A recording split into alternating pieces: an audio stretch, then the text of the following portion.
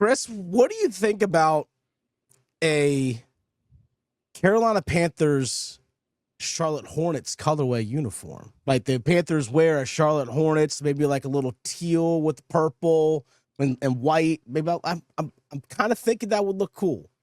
I think all professional teams should do alternate colorways with the professional teams that they share a city or a state or region with. I think that should be a thing. You know what? As long Include as the Carolina Hurricanes. I'm for it. As long as the Panthers don't play like the Charlotte Bobcats, I'm cool with it. All right. Let's get this sucker started. Get dialed in, Panthers fans. Here comes an in-depth look at your team. Exclusive interviews. Locker room insight. Let's huddle up for Panthers Playbook. Here are your hosts, Dennis Cox and Chris Lea. Welcome back to another episode of Panthers Playbook. That's Chris Lea, Dennis Cox with you. Drop down in the comments below. Drop down and get your eagle on. Yeah. What's your favorite color combo? Like favorite color uniform combination of the Carolina Panthers wear? What's yours, Chris? What's your favorite of the Panthers uniforms? What's your favorite combination? I am very much so partial to the blue jerseys. I think that should be their regular home jerseys. I think that the all black look, including the black helmet, should be like the special one that they bring out maybe a couple times a year. It doesn't have to be all blue all the way down with the pants. I like the blue jersey, black pants type of thing. I do think the Panthers should look into an alternate helmet outside of the all black helmet that they have. I think a blue helmet would go pretty hard. All right. Go pretty hard. And I think that's something they should definitely look into for sure. I'm wondering, this whole make your mark thing with the 4 scratches, that they have, it made me wonder, is that maybe possibly an alternate logo for a possible alternate uniform? That's a possibility. That's a guy. I didn't think about that, Chris, because I know that was a thing that was floating around with the 4, the 4 claw marks. But they're still going to keep pounding moniker, but leave your mark is kind of the marketing thing for this upcoming season for the Carolina Panthers. And question is on the field, who's going to leave their mark? And let's be honest, Chris, there are some deficiencies out there when it comes to looking at this roster as training camp's just about a month or so away. There are a lot of spots that we know there's actually going to be really good competition in terms of position battles, wide receiver being one, defensive line actually being another.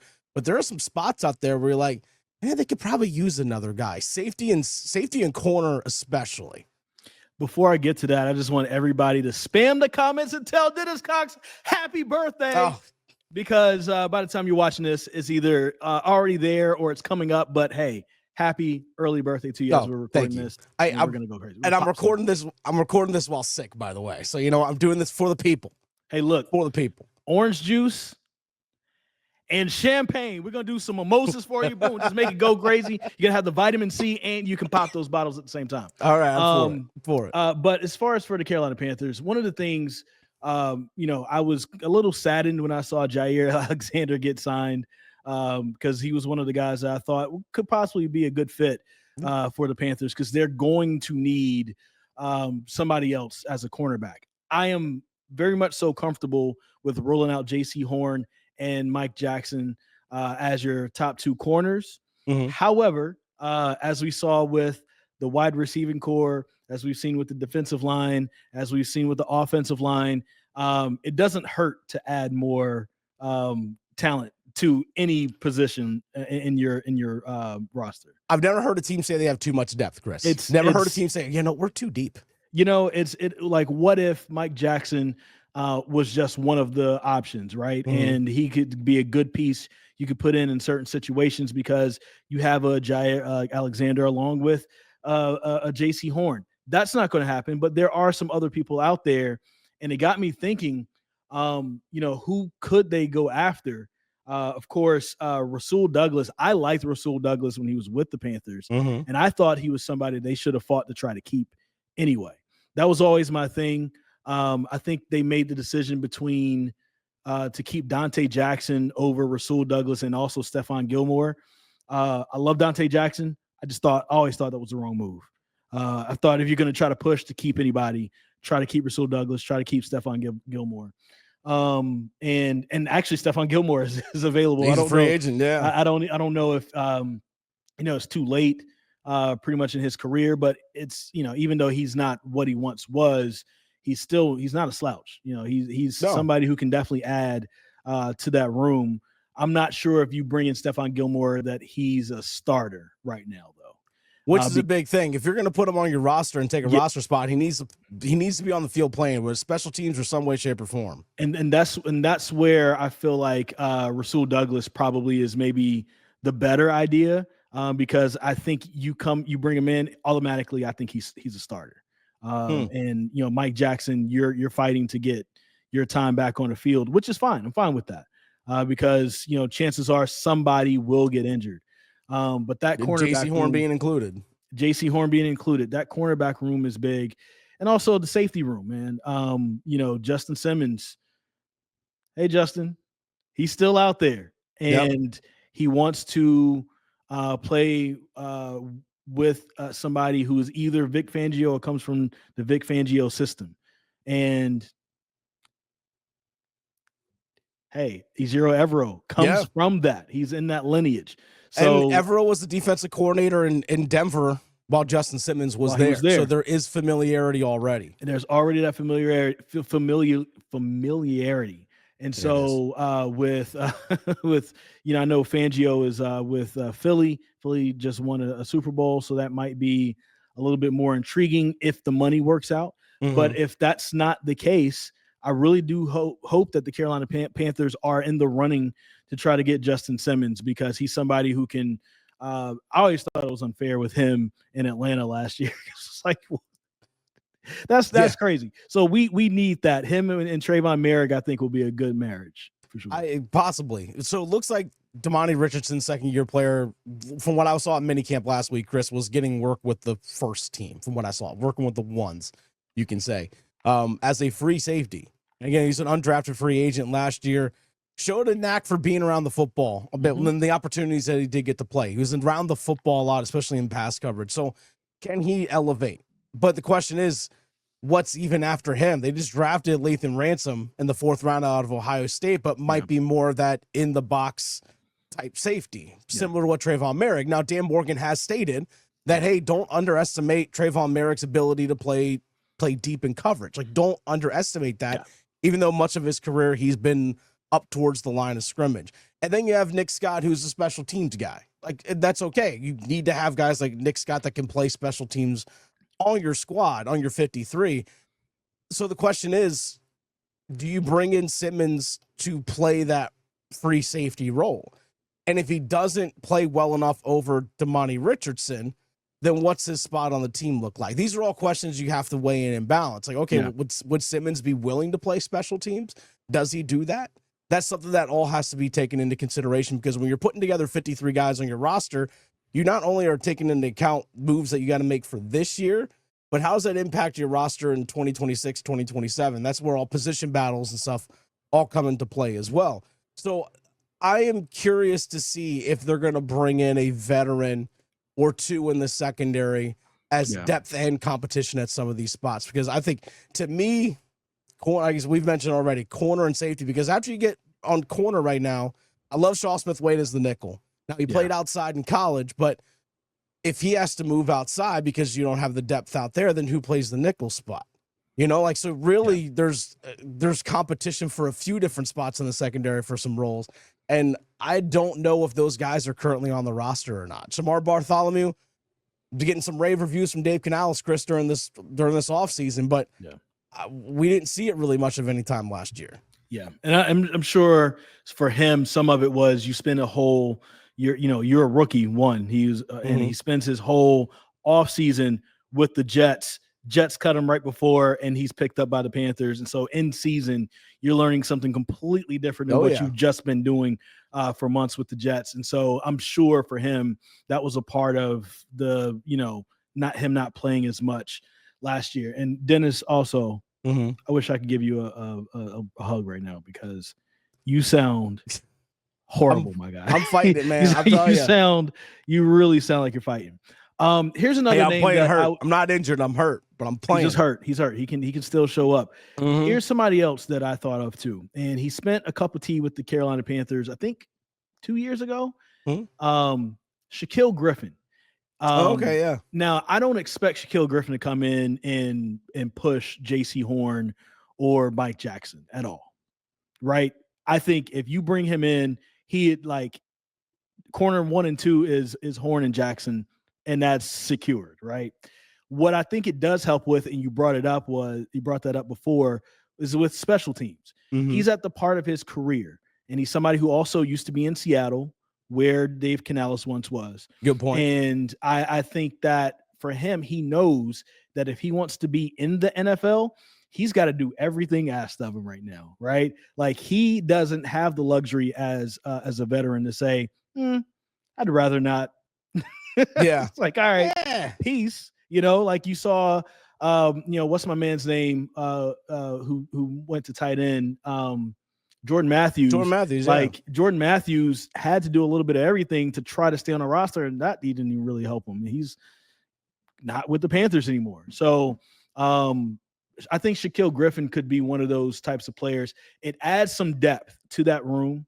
There's not a lot of pressure to have him activated every game. But if he is activated, he can be a good backup to Mike Jackson and J.C. Horn. He can also play special teams.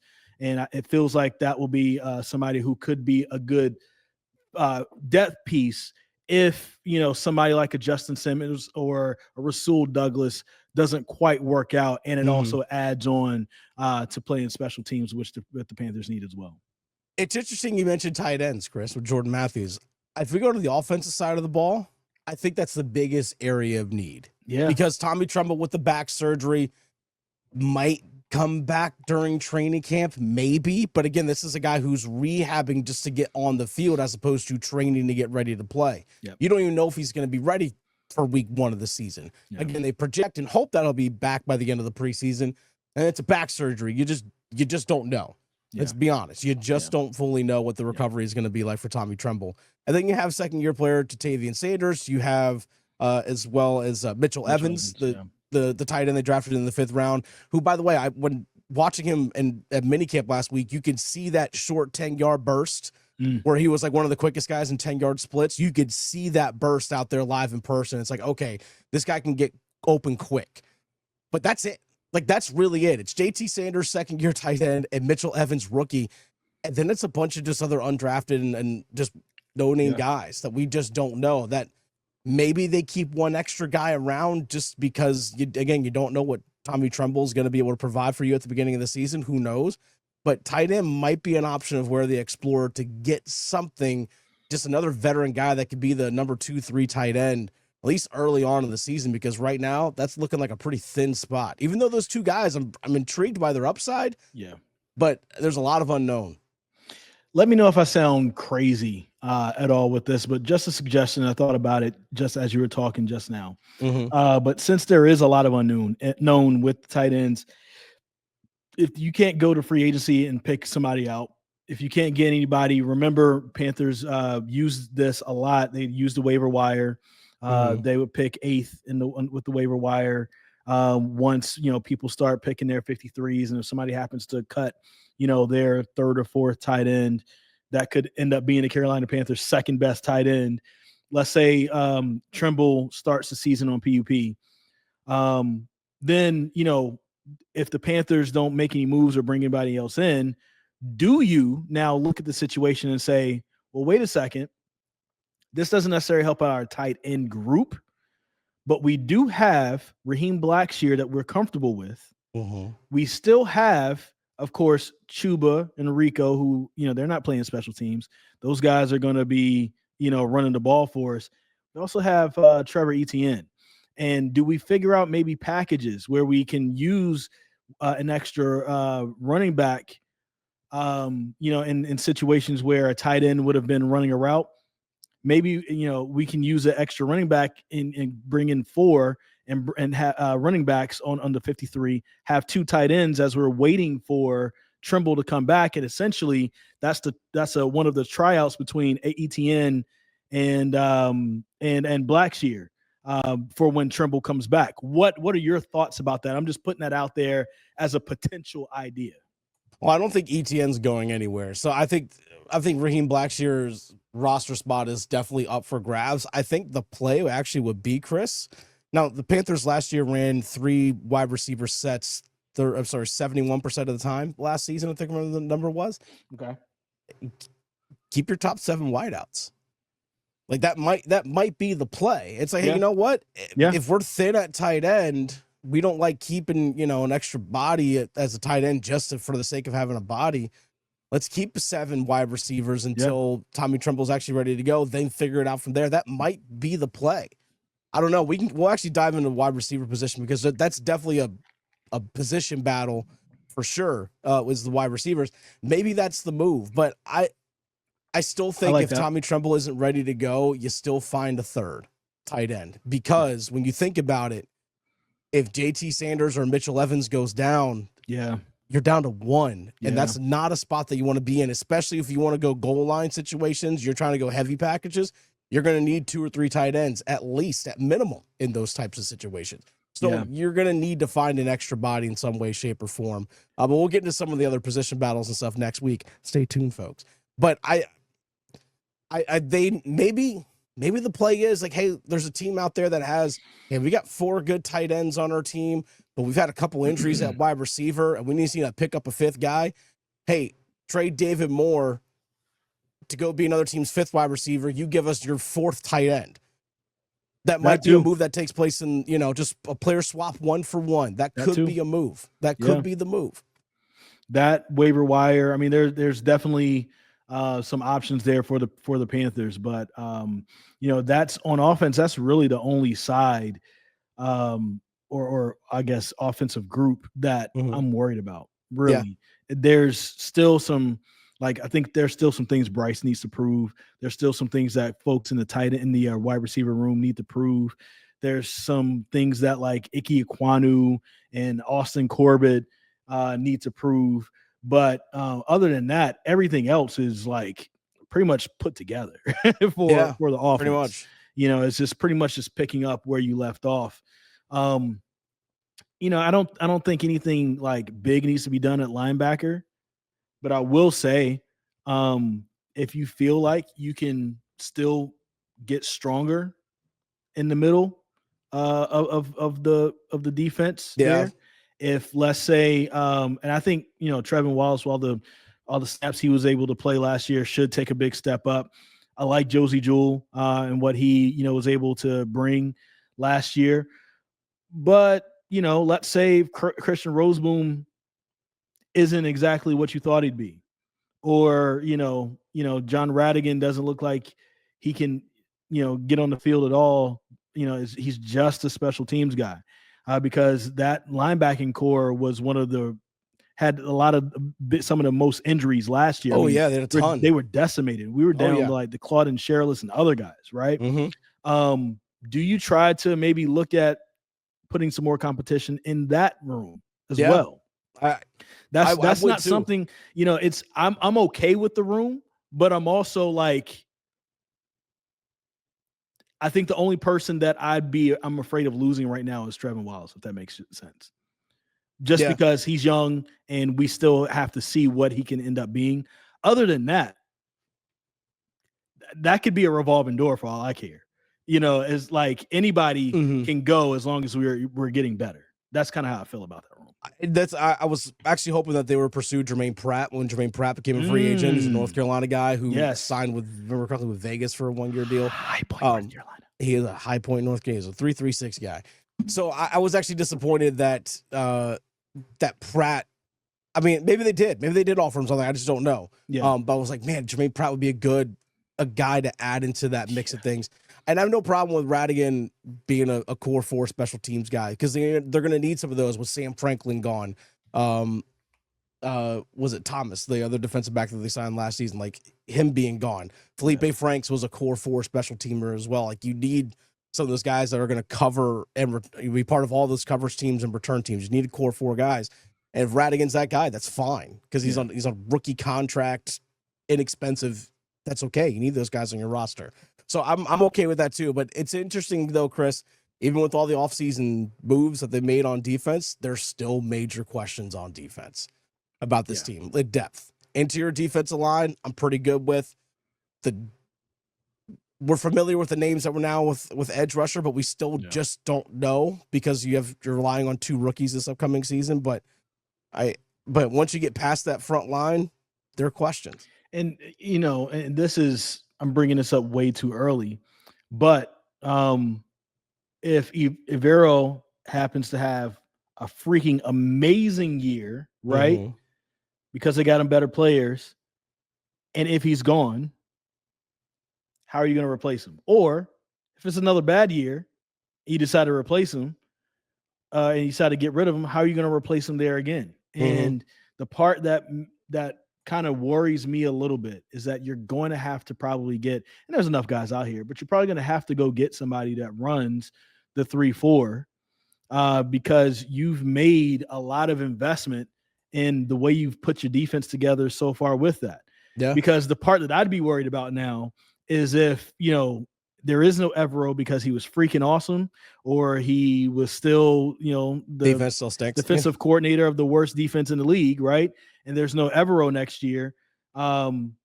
If you get a guy who's a 4-3 guy, you literally, besides J.C. Horn and and Derrick Brown and maybe a couple others, you're literally retooling the entire defense again. Because there are guys who are there specifically for this defense. Mm-hmm. So where does that leave the Carolina Panthers then? And then we're still talking about, where we were before, where, except it's flipped, where before it was always the defense that was propping up the offense. This time it's going to be the offense propping up the defense again in 2026. So it's way too early, but that's something that's been on my mind, though. And I just wanted to put that out there. It's been on my mind. We will cross that bridge when we get there, Chris. Yes. We'll cross that bridge when we get there. I hope you can cross the bridge to some great sleep after that NyQuil you're about to take, man. Yeah, I'm going to need to after we get this thing edited and uploaded. By the way, my favorite color combination, black helmet, blue jerseys, black pants. I'm with it.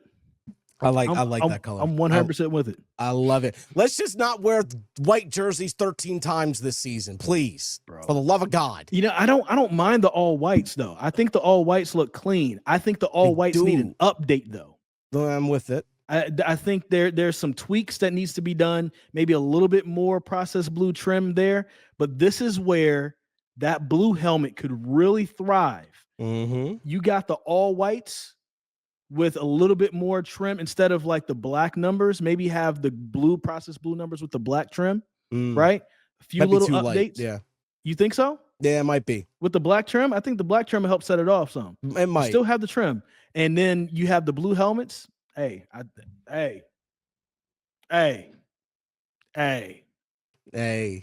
not saying, I'm just saying. Yeah, I just don't want to wear white jerseys 13 times this season. Yeah. I just don't. I mean, I did that last year. I hated it. And I know I'm not the only person that feels the exact same way. Part of it is because it's so hot early on and you're at home when typically NFL teams will wear their, dominant color jersey at home. The Panthers would wear the white to give them the cooling advantage. That's what I've heard. Wear the blue. That's what I've heard. But that's, again, blue. Process blue. You're right. It's cooling. It's cooling. It's cool looking. Yes. Make a Hornets alternate uniform. Make it happen, Tepper. Make it happen, Panthers. Again, leave your thoughts in the comment section. What's your favorite color combo? Uniform, helmet, jersey, pants. Let us know in the comments. And Chris, I'm going to go drink some more hot tea. I'm going to continue hydrating. I got a plate of vegetables I'm about to go eat as well. I'm going to go recover. Get ready for the birthday weekend. Love you, Chris. Be good, sir. Grapes would be good. I actually had grapes earlier today. Type in. Happy birthday, Dennis. Let's do it. Y'all be good.